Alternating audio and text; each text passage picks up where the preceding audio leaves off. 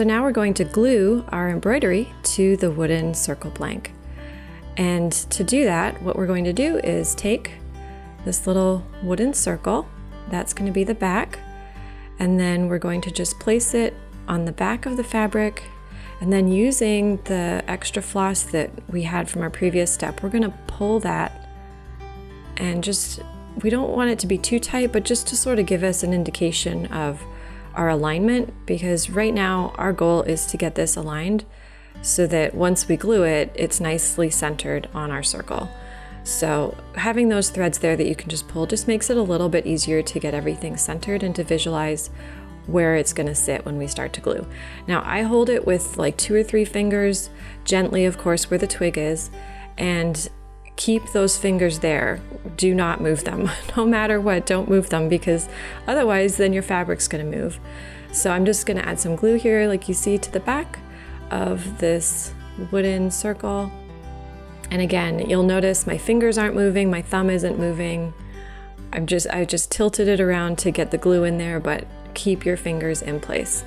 So using my bone folder, I'm going to start pressing the fabric down. You can use your finger if you want. I tried that in the beginning when I first started making these, and you end up just with so much glue all over your hand. It's terrible. So I really only use my fingernail just to try to get the creases out, because we don't want any creases because they will show on the edge of the fabric and it just looks unprofessional. So any glue you get when you're trying to get out those creases, just make sure that you wipe it off before you continue.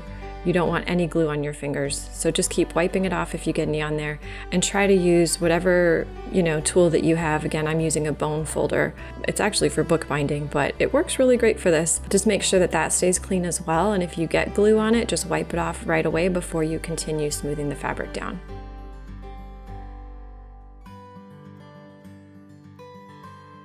And then check frequently to make sure that your fabric hasn't shifted. Sometimes that happens. We don't realize we're not holding the fabric firm enough as we're pulling around on the back. And if it shifts and the glue sets, there's really no undo. So it's really important to make sure that everything's centered. And if it isn't, now's the time to fix it.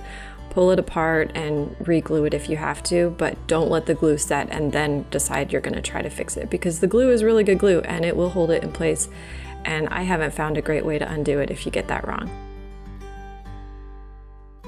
So you can see I'm just going around the fabric using my bone folder and trying to get everything as smooth as possible, getting rid of any little folds and creases that would show on the edge, and then flattening it as flat as I can get it on the back with the fabric, because we don't want any bulk, or when we go to the next step, it's going to look less professional.